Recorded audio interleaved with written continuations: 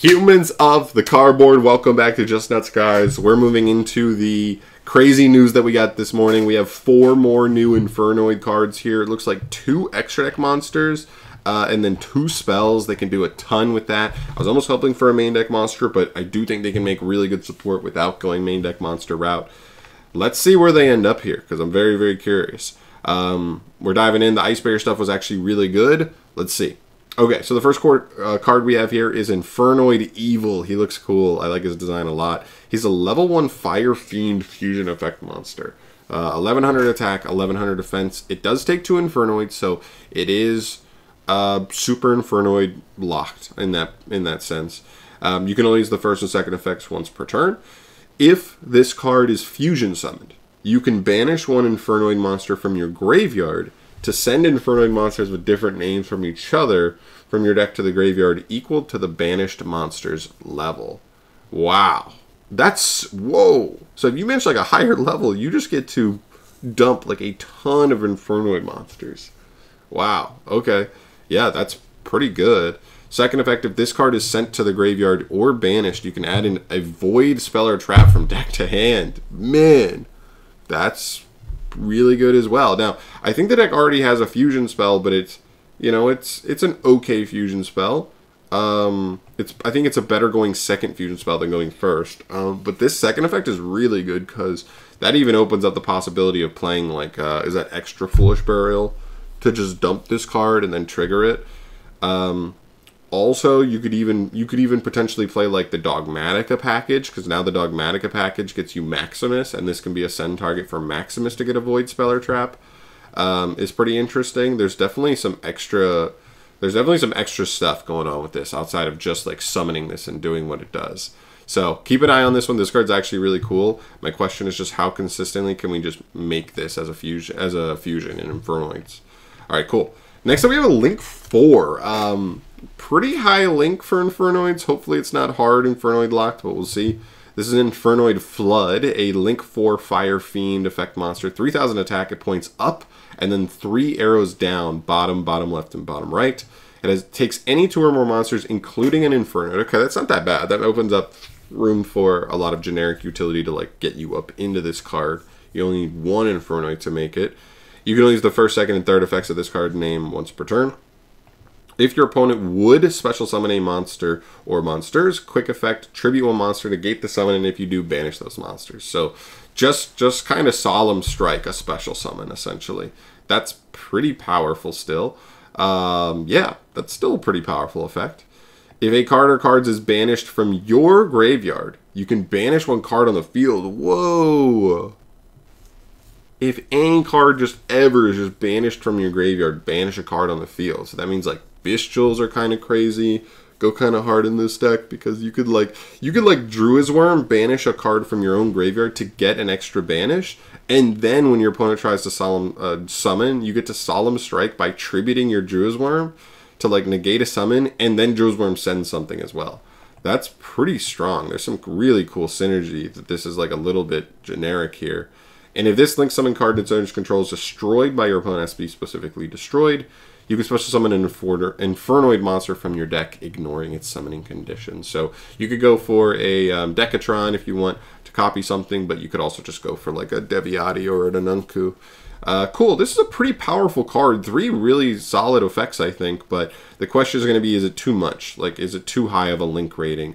And the fact that it needs an Infernoid, does that mean most of the time you're going to be forced to use like a Decatron? You don't even want to clear off your field? That's really going to be the bigger question, but it is still a good card, all things considered. Very cool. All right, now the spells. This is going to be where we can like make up a ton of ground. Oh, I didn't even say this, but like Instant Fusion is an automatic play in this deck now. You have to play it. Yeah, you have to play it. Okay, here we go. Incinerate activating? What is his word? Okay, Void Blaze Up. How about Void Blaze Up? Let's go with that one. It's a normal spell. You can only use the second effects of this card once per duel. Okay. Reveal an Infernoid monster or a Void Spell or Trap card in your hand. Discard your entire hand, then draw the same number of cards you discarded.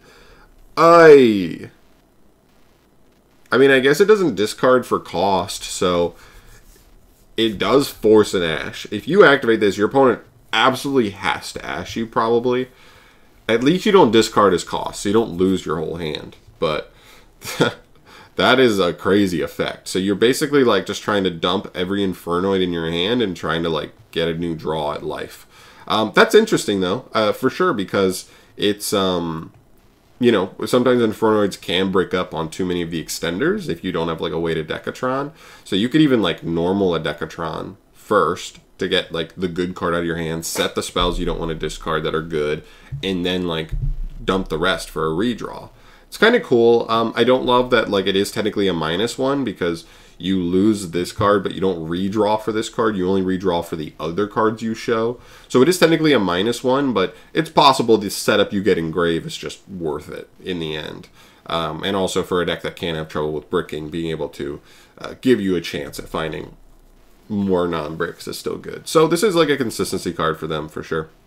If you control no monsters or all monsters you control are fiend monsters, and this card is in your graveyard, except the turn it was sent there, okay, you can banish it, then target up to 11 of your banished Infernoids with different names, return them to the grave. Okay, so that's cool. Just helps you reset your names in grave. That's really cool. That's totally fine. That's a once per duel effect, because you probably only need to do that once per duel anyway.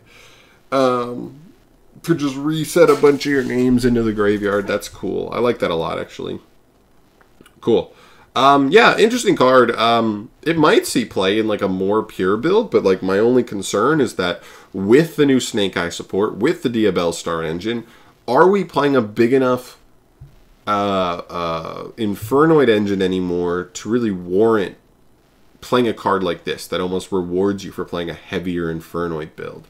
We'll see. I mean, I'm not saying yes or no in either way. I'm just saying it's something I'm curious for how the numbers shake out and how builds are going to look if the best way is with the Snake Eye engine and Diabell Star engine, to see if it's still worth it to play this card. But I don't think it's a bad card because it doesn't discard its cost. But still cool. All right, and the final card we have here is Final Barrier of Purgatory, or Void Barrier. That's more important because it has Void in the name, so it's searchable via a couple different cards. It's a continuous spell. You can only use the second effect once per turn. Infernoid monsters you control gain 100 attack for each of your banished Infernoids. Okay, nothing crazy, but a nice little bonus stat there for sure. It's cool. If you control no monsters, or all monsters you control are fiends, activate one of these cards. One of these effects, sorry. Add one of your banished Infernoid monsters to your hand. Special summon one Infernoid monster from your hand, ignoring its summoning conditions.